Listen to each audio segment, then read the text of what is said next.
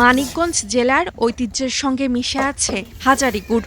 বলা হয় মোহাম্মদ হাজারী নামের এক ব্যক্তি প্রায় ৩০০ বছর আগে প্রথম বিশেষ পদ্ধতিতে এই গুড় তৈরি করেন। এর স্বাদ ও গন্ধের ব্যতিক্রমী বৈশিষ্ট্যের জন্য পরবর্তীতে হাজারী গুড় নামেই এটি ব্যাপক পরিচিতি পায়।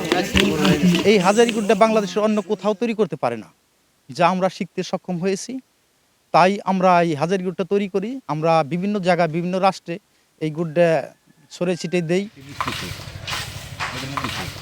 হাজারী গুড় তৈরির জন্য গাছিরা প্রথমে খেজুর গাছ পরিষ্কার করে ছাল কেটে হাঁড়ি বাঁধার জন্য প্রস্তুত করেন।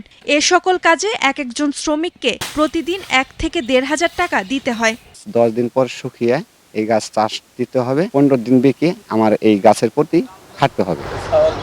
15 দিন ধরে গাছ ঝাড়া শেষে সংগ্রহ করা হয় খেজুরের রস। তারপর এই রস ধীরে ধীরে জাল দিয়ে তৈরি করা হয় হাজারী গুড়। 1 কেজি হাজারী গুড় তৈরি করতে প্রয়োজন হয় 12 কেজি রসের। প্রতি কেজি গুড় বিক্রি হয় 1600 থেকে 1800 টাকায়। গাছে রাখছে, তারপর প্রতিদিন 1500 টাকা বেতন দেন, খাওয়াই দেয়। আজকে থেকে আমাদের হাজারী গুড়ের প্রসেসিং এর গাছ ঝাড়া শুরু হয়েছে।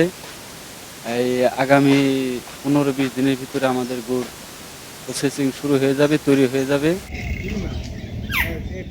স্থানীয় কৃষি অফিস জানায় এবার প্রায় ৩৯০০ খেজুর গাছ থেকে ৭ থেকে ৮,০০০ কেজি পর্যন্ত হাজারী গুড় উৎপাদন হবে বলে আশা করা হচ্ছে। বাজারে যার মূল্য ১ কোটি টাকারও বেশি।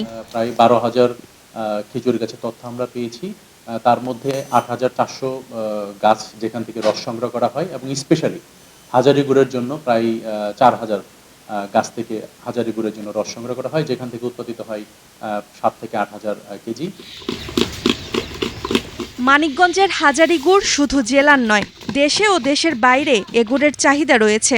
শীতের স্বাদ, ঐতিহ্য ও শ্রমের মিশেলে এই গুড় এখন দেশের মানুষের ঐতিহ্যের সঙ্গে মিশে আছে।